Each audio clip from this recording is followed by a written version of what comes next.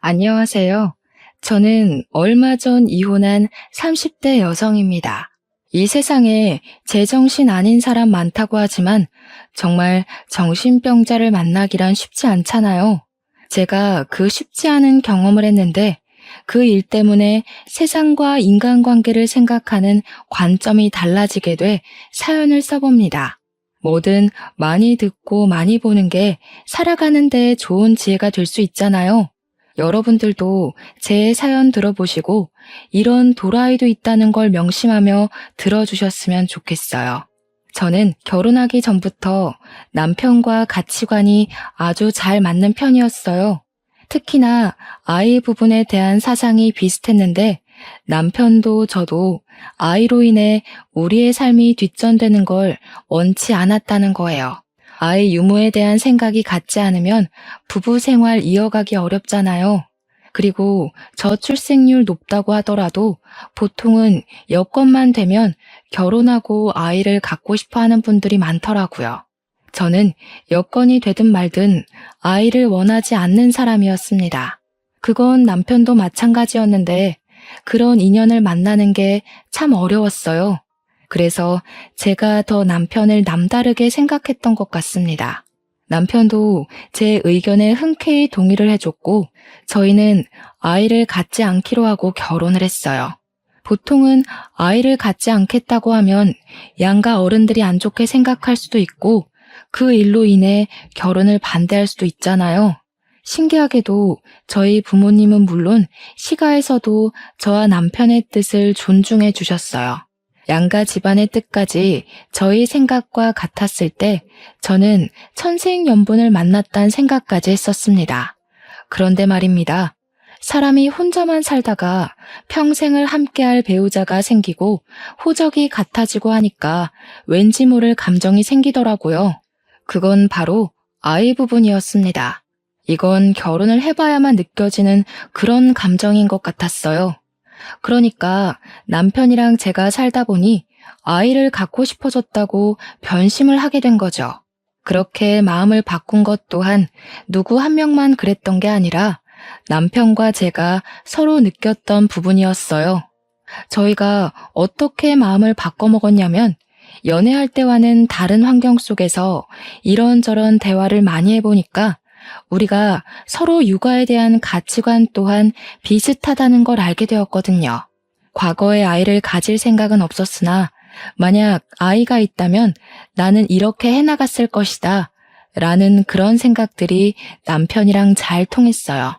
그 덕에 뭔가 이런 남편이라면 아이를 가져도 될 것 같은 믿음이 생겼고 저랑 남편은 서로 아이를 갖자고 생각을 바꾼 겁니다. 막상 다짐을 하니 기대는 더욱 커졌어요. 우리 둘만으로도 행복한데 우리가 그리는 미래에 우리를 닮은 새 가족이 생긴다고 하니까 그것 참 기분 이상하더라고요. 그러나 그 기대에는 바로 찬물이 뿌려지고 마는데요. 저희는 병원에서 실망적인 결과를 듣게 되었어요. 의사가 말하길 남편이 불임에 가까운 난임이라고 하는 겁니다. 저도 저지만 진심으로 아이를 생각했었던 남편이 좀 많이 실망한 기색을 드러냈어요. 그래도 원래 우리가 결혼 전부터 아이를 계획했던 건 아니라서 저는 남편한테 괜찮다고 위로를 해줬습니다. 아쉬운 건 아쉬운 거고 안 되는 건 안 되는 거잖아요. 식구들은 당연히 우리 사이에 아이를 원하고 있었는데 저희가 아이 낳겠다고 생각을 바꿨을 때 양가에서 저희보다 더 좋아해 주셨거든요. 검사를 하고 난 후에는 차마 양가 집안에 알리지 못하고 있었는데 한날 시부모가 검사받은 걸 기대하면서 우리더러 아이 얘기를 한 적이 있었어요. 그런데 남편이 생각보다 상심이 컸는지 시부모가 찍소리도 못하게 설명해서 입을 막더라고요. 나 불임이야. 아기 못 가지니까 기대는 안 했으면 좋겠어. 원래부터 아기 생각은 없었는데 막상 아예 못 가진다고 하니까 기분이 좀 이상하더라. 웬만하면 내 앞에선 아이 얘기하지 말아주라. 남편의 솔직한 고백에 그때 분위기는 정막 그 자체였습니다. 그날은 시부모님이 너무 당황해서 더 이상 별 말을 못했어요. 자기 자식이 불임이라는데 말 함부로 할 부모가 어딨겠습니까? 그날은 시부모님이 제 눈치까지 보면서 조금 면목 없는 기색을 드러내기도 했어요. 저는 정말 괜찮았거든요.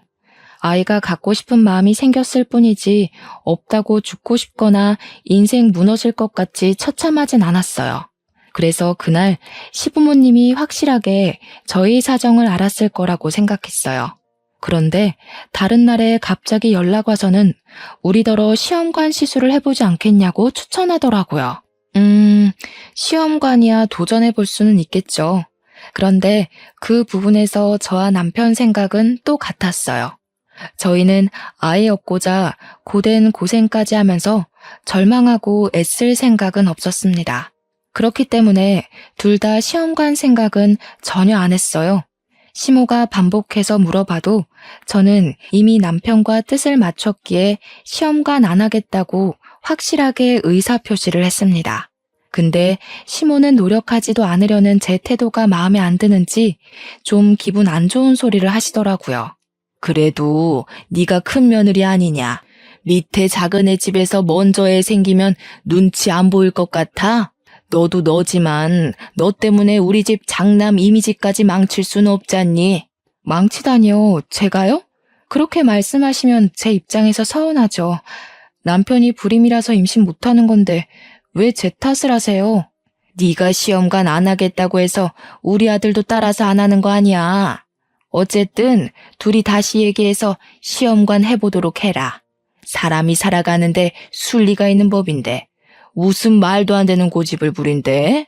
시모가 생각보다 고집스럽게 나와서 솔직히 아주 황당했습니다. 저희가 결혼하기 전에 양가 어른들에게 아기 갖지 않겠다고 말씀드렸거든요.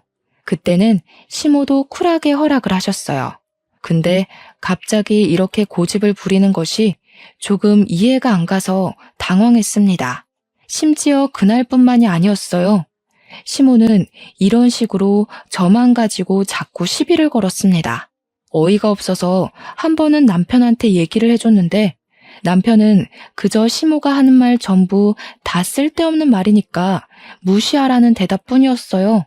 그래야 하나 싶어서 저도 그냥 시모 말을 한 귀로 듣고 한 귀로 흘리는 걸로 스트레스를 해소했죠. 그런데 제가 그저 쉬쉬하며 넘기니까 이 상황이 점점 우스워지더라고요. 제게만 임신을 종용하는 시모가 갈수록 이해하기 어려운 짓을 했는데 그게 뭐냐면 시가 친척들 앞에서만 저에 대한 태도가 달라진다는 겁니다. 시댁에는 친척들이 좀 많아요. 명절이나 제사를 하면 저희 집에 식구들이 모였는데 다들 집 가까이 살아서 그런지 친척들이 서로서로 인연이 깊더라고요. 그 말은 즉 서로서로에게 간섭도 많다는 뜻과 직결되는데요. 그래서 저랑 남편 사이에 아이가 없다는 것도 벌써 친척들 귀에 다 들어갔더라고요. 장남 집안이라서 빨리 아이를 가져야 하는데 왜 아직 아기가 없냐고 많이들 물었습니다. 그 질문은 해가 바뀔수록 더 심해졌고 날카롭게 날라왔어요. 저는 초반에 친척들이 그런 식으로 물을 때면 남편의 흉을 보고 싶지 않아서 굳이 남편이 불임이라는 건 들추지 않았어요. 그냥 아직 아이 생각이 없다는 식으로 돌려서 말했습니다. 그런데 그때마다 시모가 나서서 보이는 반응이 있었는데요. 며느리 힘들 것 같아서 내가 손주는 굳이 없어도 된다고 했어. 요즘 세상에 부부끼리 잘 살면 그걸로 되는 거지 뭘 굳이 애가 있어야 돼. 시모가 친척들 앞에서 제 생각을 끔찍하게 해주고 있는 것처럼 말을 하는 게 문제였어요. 물론 다른 사람 앞에서 저를 챙기는 척하는 것이 고나리질 하는 것보다 낫다고 생각하는 사람들도 있겠죠. 그런데 고나리질은 고나리질대로 당하고 남들 앞에 설 때만 이렇게 가식적인 친절을 보인다면 생각이 달라지실 겁니다. 이렇게 앞뒤 다른 시모 때문에 친척 어른들이 제게 더 잔소리를 했어요. 세상에 너희 시모 같은 사람 없다는 둥, 아무리 손주 욕심 없다고 해도 손주 보고 싶은 게 시모 마음인데 그걸 몰라준다는 둥, 왜 효도를 너네들이 받고 있냐는 둥 말입니다. 저보고 시모 생각해서 손주 가지려고 노력이라도 해보라고 얼마나 독언을 날리는지 몰라요. 기가 찼지만 오랜만에 뭉친 식구들 분위기를 망칠 수 없어서 어찌어찌 넘겨왔습니다. 이렇게 시가 사람들한테 기분이 상하면 제가 누구한테 속풀이를 하겠습니까? 당연히 남편한테 하겠죠. 그래서 늘 명절이나 시가에 큰 행사가 있고 난 후면 저도 모르게 남편한테 툴툴 털어놓게 됐어요. 그럴 때마다 남편이 사과를 해주기는 합니다. 근데 결국 그 사과도 저를 설득해서 시모를 이해해달라는 의미뿐이에요. 원래 부모가 자식 생각하는 마음이 다 그런 거 아니겠어? 손주 못 낳아주는 거 미안하긴 하니까 그냥 우리 엄마 하고 싶은 대로 두자. 내가 당신한테 더 잘할게. 친척들 다 모이는 날 아니면 어르신들한테 잔소리 들을 일 없잖아. 그럴 때만 당신이 그냥 효도한다 생각하고 좀 참아줘. 그럼 욕먹는 건 나야. 어르신들이 갈수록 나만 버릇없는 며느리를 볼 거 아니야. 지금 어머님이 나 닥달해서 시험관 시키려고 머리 굴리는 거 모르겠어? 짜증나 죽겠네. 잘못은 내가 한 게 아닌데 왜 내가 욕바지 역할을 해야 돼? 말을 꼭 그렇게 해야겠어? 당신 말은 지금 내 잘못이니까 내가 욕바지 해야 된다는 거야? 그럼 당신은 고자 남편 있다고 동네방네 소문나도 상관없어? 당신만 살고 나는 망신당해도 상관없냐고. 내 말은 우습고 당신 하는 말은 안 이상해? 당신이야말로 당신 욕먹을 바엔 내가 욕먹는 게 낫다고 생각하는 거잖아. 나더러 평생 불효자라 욕먹으면서 살라는 거 아니냐고. 좀 그러면 어때서? 나도 친정 가서 욕먹을 거 먹을게. 여긴 우리 식구 집안이잖아. 고자보단 불효자가 낫구만. 그걸 이해 못 해주냐? 결국 남편의 사과는 제가 처음 불만을 트기 시작했을 때 한 번뿐이지 그 뒤의 얘기는 전부 이런 식의 대화였습니다. 기가 찬 소리 하는 건 남편도 마찬가지였으니 저는 속풀이라는 의미로 남편과 다투는 날이 점차 늘어갔어요. 남편이 아이 욕심이 병적으로 강하지는 않았지만 아마 자기도 고자 소리는 창피한 듯 보였습니다.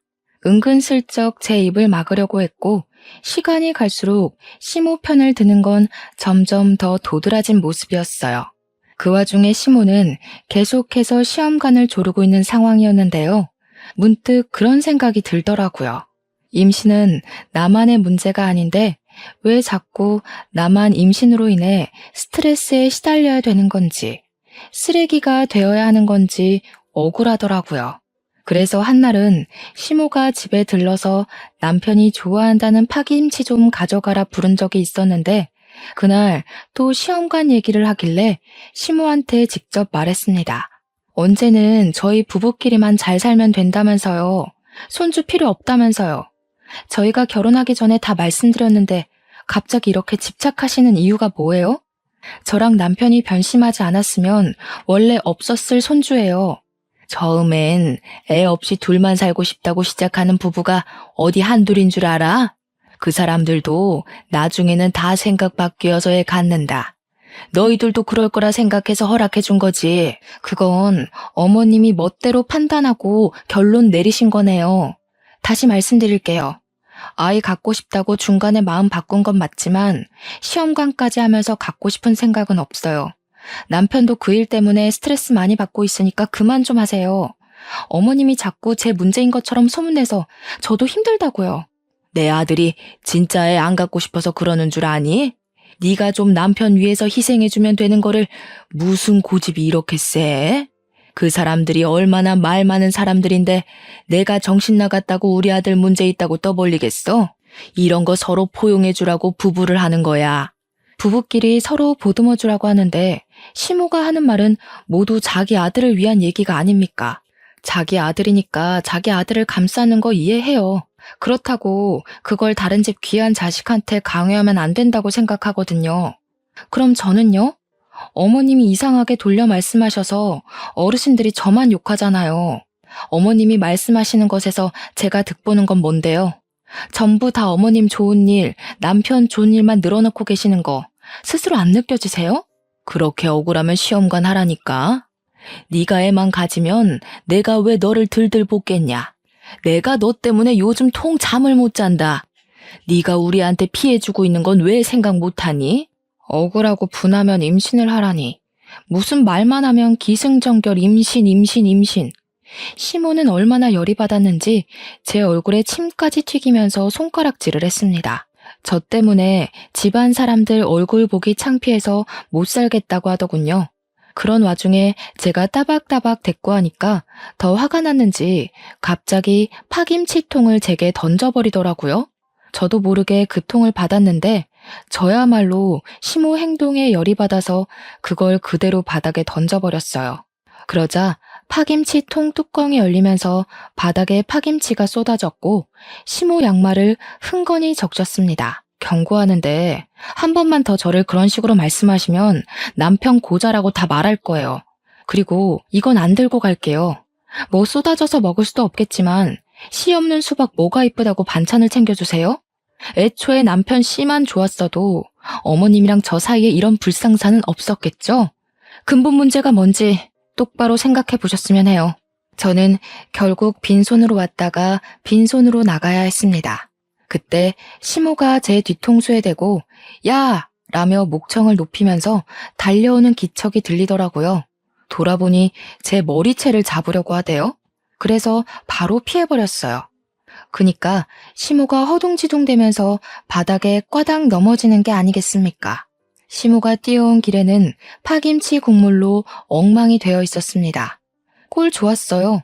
제가 만약 못 피했다면 저는 시험관 안 한다는 이유로 불효자로 욕먹고 내조 못하는 아내로 찍히는 걸로 모자라 시모한테 두들겨 맞기까지 했을 거 아닙니까? 호구같이 당해주기 싫었어요. 정말 황당한 상황이잖아요. 조선시대도 아니고 이런 억울한 누명을 누가 참고 있겠습니까? 넘어진 시모를 살펴주지도 않고 저는 매몰차게 집으로 돌아왔어요. 그런데 제가 제 의사표현 좀 했다고 시모가 많이 성난 건지 그걸 남편한테 고자질했더라고요. 남편이 퇴근하고 오는데 손에 새로운 파김치통이 들려 있었습니다. 시댁에 들렸다가 오는 길 같았어요. 남편은 파김치통을 제가 보는 앞에 팍 내려놓더니 화가 났다는 표시를 잔뜩 했습니다. 당신이 우리 엄마 허리 다치게 했다며? 왜 계속 우리 엄마랑 싸우려 드는 거야? 그냥 곱게 내내할 수는 없냐? 엄마가 아들 고자인 거 남들한테 말하는 게 창피할 수도 있는데 그것도 하나 이해 못 해주냐고. 어머님이 말을 또 그렇게 하셨네? 어머님 소설가 하셔야겠어. 어쩜 그렇게 자기 위주로 이야기를 잘 지어내실까? 나 꼭 사기 결혼당한 기분이야. 결혼 전에 우리 뜻 존중해주던 어머님은 어디 가셨대? 지금 비꼬냐? 젊은 네가 좀 이해해줄 수 있는 걸 꼭 그런 식으로 말해야 했어? 대체 불효자로 욕먹는 게 뭐 대수라고 이렇게까지 해? 친척 어른들을 맨날 만나는 것도 아니고 내가 좀만 참으라고 했잖아. 내가 친척 어른 만나는 것 때문에 이러는 거라고 생각해? 어머님이 당신 흠 덮으려고 나를 싹 수 없는 애로 만들고 있는 게 문제잖아. 아들 문제 숨기고 싶다고 거짓말을 하는 건 아니지. 내가 시댁 종도 아니고 왜 남을 위해서 기꺼이 욕먹는 걸 감수해야 돼? 남? 진짜 말 짜증나게 한다. 이런 게 부모 자식 간의 애정이야. 부모 사랑 못 받고 자란 애처럼 왜 이래? 아, 장인어른 장모님은 당신한테 하자가 있어도 나 몰라라 했었나 보지? 끝내 친정 부모님까지 욕보이는 남편에게 진심으로 기분이 상한 저는 제가 무슨 말을 해도 남편이 내 말을 안 들어주겠구나라는 걸 깨달았습니다. 남편도 시모처럼 이미 자기 이미지 지키는 데에 저를 이용하는 것을 당연하게 생각하고 있었어요. 마치 저를 문제아처럼 말하고 있었지만 저는 똑똑하고 정상적인 부모님 밑에서 자랐기 때문에 이 집이 잘못되었다는 걸 온몸으로 느낄 수 있었죠. 그래? 그런 게 조건 없는 사랑이고 효도구나. 거짓말을 해서라도 내 사람 안 쪽팔리게만 해주면 되는 거네? 어머님, 아버님이 자식한테 참 좋은 거 가르쳐 주셨어. 나는 나 쪽팔린다고 가족을 공경에 빠뜨리란 교육은 못 받았거든. 우리가 자식 낳으면 우리 애한테도 그런 식으로 가르칠 거야? 이건 나랑 좀 생각이 다른데. 비꼬지 말라고. 네가 이런 사람인 줄 알았으면 결혼도 안 했겠지만 이미 늦어버렸으니 너랑은 애 낳을 일 절대 없어. 너 같은 게 하나 더 생길 생각하니까 아주 치가 떨린다. 남편은 제게 손찌검을 하고 싶어 했는데 스스로 조절하면서 방을 나갔습니다. 그때부터 저희는 각방을 사용했어요. 서로 아는 체도 안 하고 밥도 따로 먹었습니다. 그렇게 좀 잠잠한 시간을 보내나 싶었어요. 남편이랑 다투니까 시모한테도 연락이 안 와서 그건 좀 좋더라고요. 아무래도 남편이 제 고집 때문에 시모한테 임신 얘기하지 말라고 경고를 한 것 같았습니다. 그걸 어떻게 눈치챘냐면 그래도 시댁에서 하는 제사는 가야 되잖아요. 거기서 시모가 제게 말 한마디 안 하고 행동으로만 행주 툭 던지고 국자 툭 던지고 할 때 눈치를 챘어요. 그러거나 말거나 무시했습니다. 제가 멀리 있으면 시모가 저를 딱히 부르지 않길래 일부러 시모 피해서 일을 하기도 했어요. 그날이 제사였다고 했잖아요. 그래서 시댁이 큰 집이었던지라 역시나 친척 어른들까지 오는 날이었는데요.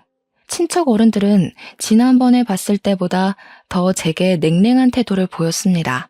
아예 제 인사도 안 받아주는 것 같은 느낌을 받았어요. 처음엔 기분 탓이겠거니 했는데 제가 직접적으로 누구를 지정해서 말을 붙여보아도 대놓고 모른 체를 하시더라고요. 사람 무안할 만큼이요. 마치 몰래카메라를 당하는 기분이었는데 얼마나 기가 찼는지 모릅니다. 그때부터 저도 딱히 애쓰지 않았어요. 제 할 일만 하다가 집에 가자는 생각으로 마음 비우고 일했습니다. 그리고 제가 콩나물을 다듬고 있을 때였어요. 시모에 동서되는 어르신이 조심스레 제 곁에 와 앉더니 같이 콩나물을 다듬어 주시더라고요. 그러면서 그 어르신에게만 고개를 살짝 숙여 인사를 했는데 그때 어르신이 뜻밖의 말씀을 해주셨어요. 내가 잘 아는 난임센터 하나 소개해 줄 테니까 시어머니 그만 속상하게 하고 가서 검사라도 받아봐. 불임이라는 거 다 들었어. 네 시애미가 얼마나 속상해하면서 울던지. 자식들만 보고 사는 사람인데 불쌍하지도 않냐? 이때 상황 파악하느라 한 10초는 멍 때렸던 것 같아요. 그리고 저는 바로 헛웃음을 뱉었습니다. 가만히 듣자 하니 시모가 아주 기가 막힌 거짓말을 해놨더라고요. 많은 친척 어른들한테 제가 불임이라고 소문을 퍼뜨려 놓은 거 아니겠습니까? 와, 그래서 다들 저를 보고 혀를 끌끌 차고 인사도 안 받아줬구나. 이해가 되더라고요. 이거 진짜 이렇게 넘어갔다간 정말로 호구될 것 같대요? 앞으로 살 날이 얼만데 제 결혼 생활 또한 더 피곤해질 것 같았고요. 저는 그래도 저한테 시모인 사람이니까 최소한의 예의는 지켜야 할 것 같아서 남편이 고자라고 소문은 안 냈어요. 그런데 시모가 먼저 선수를 치고 저를 바보 만들어 놓은 거 아니겠어요? 참을 수가 없었습니다. 이건 제가 며느리라는 이유만으로 참아줄 수 있는 수위를 넘긴 것 같다는 생각이 들었어요. 저는 바로 콩나물을 팩 던지고 얘기를 했습니다. 와, 소문 무섭네요. 불임은 제가 아니라 남편이거든요? 어머님이 또 거짓말을 하셨어요? 남편이 씨 없는 수박이라고요. 제가 문제가 아니라 남편 몸에 정자수가 없다는데 제가 없는 씨를 가지고 애를 만들 수는 없잖아요. 어머님은 왜 계속 제 몸에 이상 있는 것처럼 몰아가신대요? 제가 몇 번이나 말씀드렸는데 또 그러시네. 제 앞에 어르신이 제 발언에 아무 말도 못하고 있자 저는 자리에서 일어나 이참에 다 밝혔어요. 못 믿겠으면 검사 결과지까지 보여주겠다고 나는 내 모든 걸 걸고 불임은 남편이라는 걸 주장할 수 있으니 어르신들도 계속 날 욕할 거면 뭐라도 걸고 욕하라고 해버렸습니다. 친척 어른들은 제 패기에 당황해서 말문을 쉽게 트지 못했어요. 그땐 시모가 화장실 가고 없었던지라 저를 더 이상하게 쳐다봤습니다. 이것도 어머님이 거짓말일 거라고 하던가요? 검사 결과지를 이 집에다 붙여놔야 하나? 대체 뭐라고 하면 믿으실 건데요? 애들이 누구 왕따 시키는 건 철없다고 핑계라도 대줄 수 있지. 어르신들은 저 매도한 거 뭐라고 변명하실 거예요? 나중에 사실이 뭔지 알려지면 저한테 사과는 하실 거예요? 야, 안 닥쳐? 이게 뭐라는 거야? 어르신들 놀라셨잖아. 어디서 없는 얘기를 그렇게 당당하게 말해? 당신 따라 나와. 집에 가서 얘기하자. 그 순간 남편이 거실에 있다가 급히 제게 달려와 끌고 나가려고 했습니다. 저는 그런 남편을 팩 놓고서 어르신들께 바로 알렸어요. 이대로 억울해서 못 참겠네요. 검사 결과지 지금 휴대폰이 있는데 보실래요? 어머님이 자기 아들 고자인 거 창피하니까 저를 대신 팔아먹으려고 하는 것 같은데 저도 사람이거든요. 이런 식으로 이용당하면 기분 엄청 나빠요. 똑똑히 들으세요. 불임은 제가 아니라 남편이라고요. 그리고 그 타이밍에 시모가 화장실에서 나왔습니다. 친척 어른들은 뭐가 진짠지 모르는 얼굴을 하고 있었어요. 그럼에도 팔은 안으로 굽는다고 곧 제가 행패를 부리고 있다고 생각해 저만 이상하게 쳐다보았죠. 그 상황에서 남편이 저를 잡아 끌고 다시 자리를 벗어났는데요. 신발을 신을 때쯤 어른들이 시모한테 이 집 장남이 불임이었냐고 묻는 걸 들었습니다. 이미 그것만으로도 시모는 충분히 곤란해했을 겁니다. 그리고 밖으로 나온 남편은 저를 엘리베이터 앞에서 놓으며 쪽팔린다고 집으로 가라고 했어요. 어머님이 내가 불임이라고 소문냈더라. 내가 그걸 웃으면서 내내 했어야 했어? 아, 당신도 내가 욕먹는 걸 바랬었지? 내가 지금 호랑이 굴에 혼자 들어간 건가? 어떻게 다 나를 못 잡아먹어서 안달이래? 그렇다고 꼭 그렇게까지 할 필요는 없었잖아. 예의 없게 어르신들 앞에서 그게 무슨 행패야? 가서 사과할 거 아니면 당장 돌아가. 당신 데려다 줄 기분 아니니까 걸어서 가든지 버스 타고 가든지 알아서 해. 나는 사실을 말했을 뿐인데 아직도 억울하네. 여기서 봐주면 어머님이 나를 아주 등신으로 보고 더 소설 쓸 것 같은데 지금도 안에서 뭐라고 변명하고 계실지 몰라. 나는 어머님이 나한테 사과할 때까지 절대 그만할 생각 없으니까 당신이야말로 잘 판단해. 제가 말을 함부로 놀리자 남편이 성질났는지 제 뺨을 때렸습니다. 안 그래도 친척들 앞에서 고자라 까발려져 화가 났는데 제가 사과는커녕 바락바락 대드니까 참을 수 없었나 봅니다. 남편은 제게 사과도 안 하고 그대로 돌아서 집으로 들어가 버렸고 저는 억울한 마음에 눈물 글썽이며 한참 서 있다가 집으로 돌아왔습니다. 남편이랑 같은 공간에 있기 싫어서 친정을 찾아갔어요. 친정은 논을 마주보고 있는 주택인데요. 복잡한 도심 속에 살다가 고향을 찾으면 그나마 머리가 식는 기분이라 스트레스가 극에 달할 때마다 찾는 곳입니다. 늦은 시간에 찾아갔는데도 친정 부모님은 저를 반갑게 맞이해줬어요. 부모님을 보니까 그간 악으로 깡으로 버텨왔던 서름이 한순간에 터져나왔어요. 인사도 못 드리고 눈물부터 보이자 친정 부모님은 제가 굳이 말 안 해도 결혼 생활이 많이 힘들다는 걸 알아봐 주시더군요. 아휴, 김서방이 잘 좀 할 것이지. 우리 딸 얼굴이 왜 이렇게 안 좋아? 밥은 먹었니? 사돈집에서 제사 지낸다더니 무슨 일 있었던 거야? 엄마, 나 진짜 서러워서 못 살겠어. 이렇게 평생 살아야 되는 게 너무 싫어. 나 이제 어떡하지? 내가 고른 남잔데도 너무 꽝이라서 싫은데 어떡해? 나 진짜 이대로 평생 불행해야 되는 거야? 저는 마치 철부지 시절로 돌아간 것처럼 부모님께 제가 당해왔던 부조리함을 다 밝혔어요. 친정 부모님은 제 말을 묵묵히 들어주면서 제 편이 되어주셨습니다.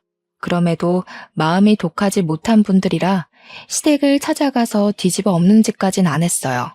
그저 제 말에 시댁으로부터 감정만 상하셨고 저를 위로해주는 데에 더 열과 성을 다했을 뿐이었죠. 그것만으로도 저는 사실 위로가 되었습니다. 이젠 누굴 뒷담하고 탓하는 게 지쳤는데 그런 제게 부모님 곁은 누굴 흉보지 않을 수 있는 쉼터 같은 곳이었으니까요. 그렇게 부모님 집에서 하룻밤 자고 출퇴근을 해도 남편한테는 따로 연락이 안 왔습니다. 진짜 웃기게도 시댁에서도 연락이 오지 않았어요. 마치 내가 누군가의 며느리, 누군가의 아내였나 싶을 만큼 잠잠했어요. 그제야 제가 시댁에서 얼마나 보잘것없는 위치였고 존재였는지가 파악이 되더라고요. 너무 짜증이 나서 그냥 이혼해버리자 그렇게 마음먹고 그날 바로 이혼 합의서를 준비했어요. 꼴 보기 싫은 사람들 안 보고 합의서에 도장 찍을 순 없을까? 그 고민만 남은 저는 며칠간 같은 생각만 되풀이하느라 거의 멍 때리면서 지냈어요. 그러던 어느 날엔 평소와 좀 다른 일이 발생했는데요. 여느 때처럼 퇴근하고 친정집을 가는데 친정집을 가는 마을버스가 목적지까지 못 가고 멈추는 겁니다. 그때부터 버스 안 사람들이 웅성거리기 시작했는데 뭔가 싶어서 차 앞쪽을 봤더니 소방차가 보였고 그 뒤로 검은 연기가 자욱했어요. 화재가 난 것이랍니다. 화재 사건을 뉴스 말고 직접 본 건 처음이었는데 여기서 제가 심장이 철렁 내렸던 건 화재 사고를 실제로 봐서가 아니었어요. 이쪽으로 가는 방향은 일방통행이었고 마을이 한 줄로 쭉 나열되어 있는 동네인데 이쪽 길에 불이 났다는 건 마을 전체가 위험하다는 것과 같은 뜻이거든요. 그럼 우리 집에도 피해가 갔을지 모를 일이라서 심장이 내려앉았던 겁니다. 그 사실을 자각하자마자 저는 급히 버스를 내려서 소방차가 있는 곳으로 뛰어갔어요. 마침 경찰차까지 모여 있었습니다. 다행히 불은 진압이 된 것 같았는데 그 넓은 논이 전부 새까맣게 타 있었어요. 주민들이 한순간 사고로 자산을 잃은 셈이었죠. 그 방대한 사고의 잔해를 보니까 더 저희 집 사정이 걱정되었습니다. 저는 공직자들을 붙잡고서 대체 무슨 일이냐고 나 이 동네 사람이라고 신분을 밝히며 물었어요. 그러자 소방관이 설명을 해주길 누가 집에다 불을 지르려다 바람에 불씨가 날아가서 논이 다 타버렸다는 겁니다. 그러면서 저더러 집이 어디냐고 소방관이 묻길래 제가 우리 집 쪽을 알려드리려고 돌아봤는데 마침 그 앞에 경찰들이랑 소방관들이 모여 있었어요. 그 부분이 가장 분주한 걸 보니까 우리 집에서 어떤 큰 피해가 있는 것 같았습니다. 너무 놀라서 다리에 힘이 풀렸어요. 공직자들이 잡아주지 않았다면 쓰러졌을 겁니다. 저는 차마 감사 인사도 못하고 서둘러 우리 집 앞으로 뛰어갔어요. 그 순간 저는 생각지도 못한 것에 놀라서 걸음을 멈췄습니다. 우리 집 대문이 새카맣게 탄 건 문제도 아니었어요.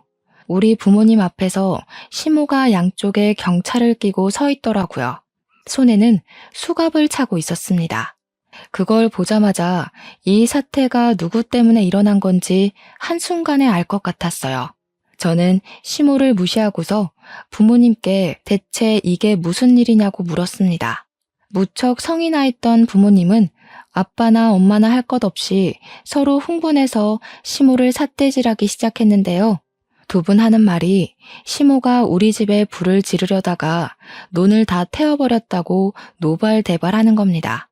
와, 세상에 무슨 이런 정신 나간 년이 다 있니? 내가 하루 이틀 살아본 거 아닌데도 이렇게나 제정신 아닌 년은 처음 본다. 어떻게 자기 분에 못 이겨서 불을 지를 수가 있어? 너한테도 이 정도로 정신 나간 짓 했던 거야? 이 사람 이거 사람 아니구먼. 당장 깜빵 쳐놓고 다시는 못 나오게 해줘요. 이런 사람들은 밖을 나돌아다니면 안 돼. 이런 여편네인 줄 알았으면 우리 딸을 안 보내는 건데 이 천박한 집안 같으니라고.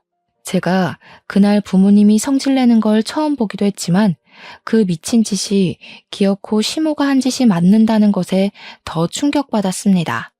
아무리 생각해도 시모가 갑자기 이런 사고를 칠 만큼 저한테 악감정이 있나 의문스러웠어요. 제가 시모를 화나게 한 게 있다면 겨우 시험관 안 하는 것과 친척 어르신들 앞에서 남편이 고절하는 걸 알려준 것밖엔 없다고 생각하거든요. 그런데 그걸로 화재 사고를 일으킬 수도 있는 건가요?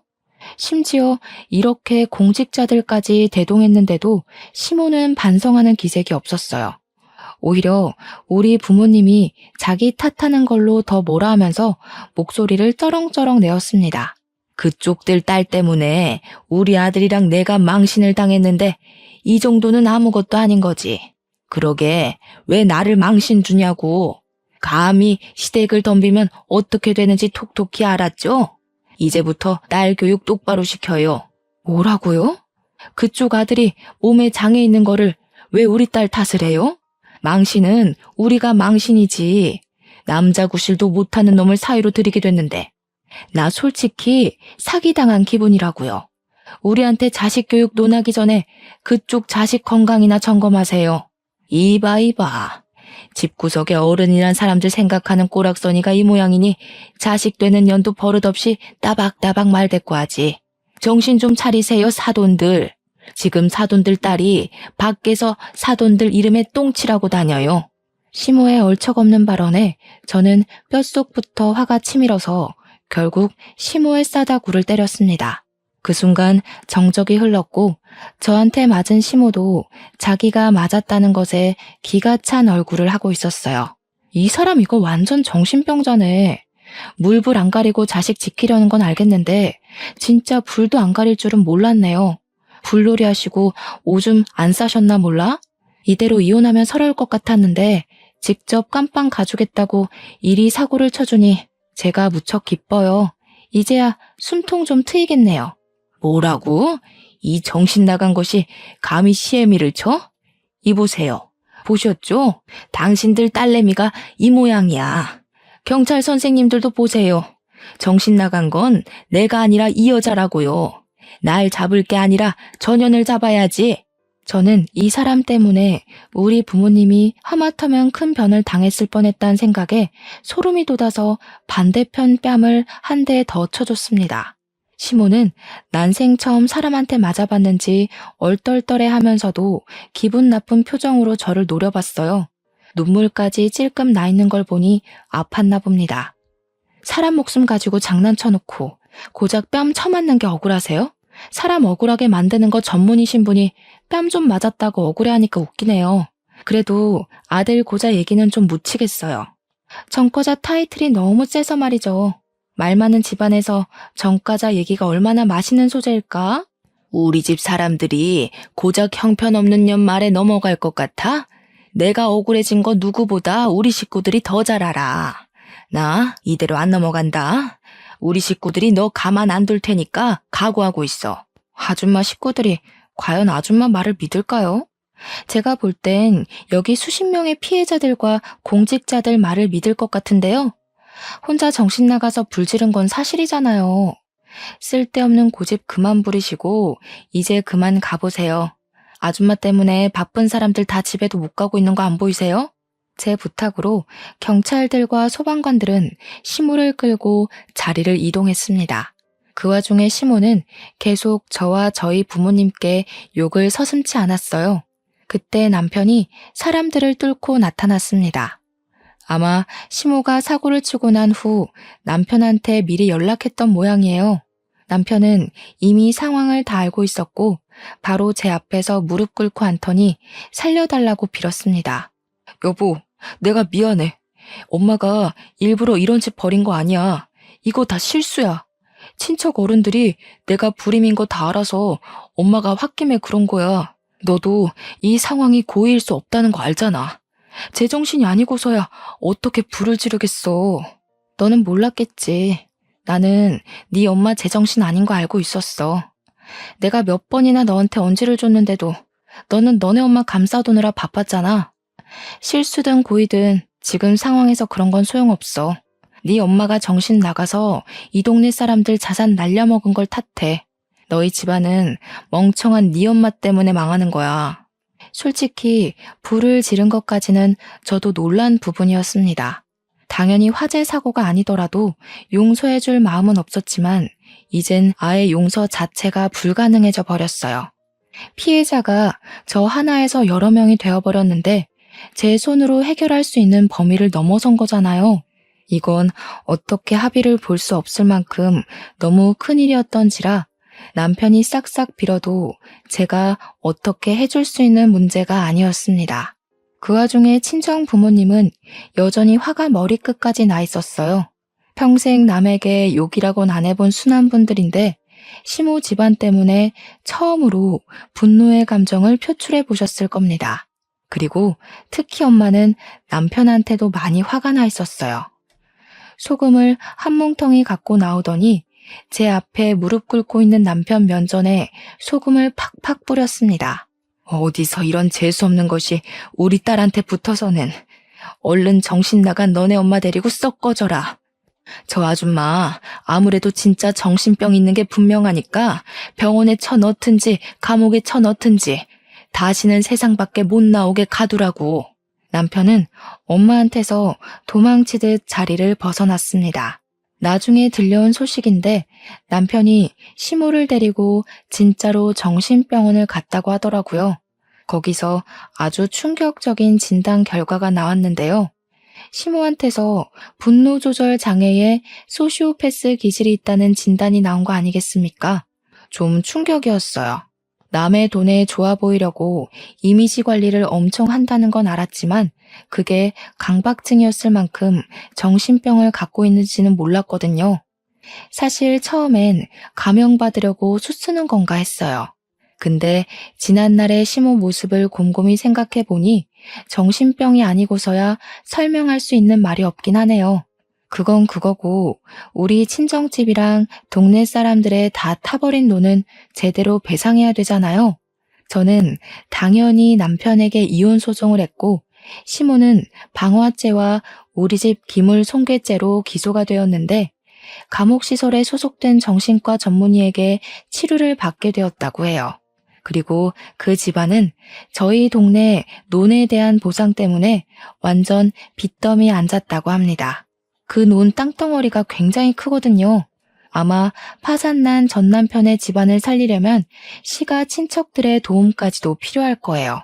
시모가 그렇게 잘 보이고 싶어 했던 시가 친척들이 과연 쫄딱 망한 집안을 도와줄지가 의문이네요. 그쪽 집안이 상상 이상으로 망해버린 건 저한텐 좋은 일이었지만 한편으로는 그놈들 때문에 괜히 우리 동네 사람들까지 피해보게 만든 것 같아서 마음이 안 좋았습니다. 시골 구석이다 보니까 다들 안면 트고 지냈거든요. 그날이 있고 3개월이 지난 지금까지도 저희 부모님은 동네 사람들에게 사과를 하고 다녀요. 사실 동네 사람들은 다 마음이 좋으셔서 저희 부모님 탓을 따로 하진 않으십니다. 가끔 동네 사람들의 자녀분들이 오시면 저희 집을 내쫓아야 될 이웃으로 취급하긴 했어요. 특히 명절 때 이 동네에 사람이 많아지면 소문과 눈초리도 같이 무성해졌어요. 저희 부모님이 일부러 바깥을 더 안 나가시는 걸 알게 됐을 땐 제가 결혼을 한 것에 대해서 죽을 듯이 후회를 합니다. 저는 왜 하필 결혼을 해도 그런 집사람들이랑 엮여서 우리 부모님한테 피해를 줬을까요? 이쯤에야 문득 전 남편이 주야장천 말했던 불효자란 말이 맞는다는 생각도 들더군요. 다른 건 몰라도 우리 부모님 노후가 편안해질 때까지는 제가 계속 친정에서 지낼 것 같아요. 제가 문제의 원인인데 저만 이 동네에서 쏙 빠질 수가 있나요? 제가 몰고 온 똥 제가 치워야죠. 비록 해피엔딩인 사연은 아니지만 그래도 열심히 살고 있고 이웃들에게 용서받고자 애쓰고 있으니 청취자분들도 저희 가족에게 응원 한마디씩 해주시면 좋겠습니다. 늘 행복하시길 바라면서 긴 글 마무리할게요. 들어주셔서 감사합니다.